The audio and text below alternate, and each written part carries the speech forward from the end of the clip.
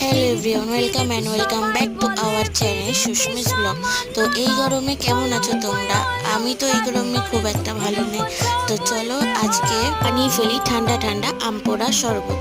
তো প্রথমে আমি আমটা ধুয়ে নিলাম, এরপরে গ্যাসে বসিয়ে দিলাম আমটা পোড়া হওয়ার জন্য। এই যে আমটা পোড়া হয়ে গেছে, ছোলা হয়ে গেছে। এবার আমি এটাকে মিক্সিতে দিয়ে দিচ্ছি। মিক্সিতে দিলে একদম আমটা পুরো পেস্ট হয়ে যাবে। আর এর মধ্যে দিয়ে দিলাম আমি 2 চামচ চিনি। আমি খুব একটা মিষ্টি খেতে পছন্দ করি না। এবার আমের পেস্টটা একটা হাঁড়ির মধ্যে ঢেলে দিলাম।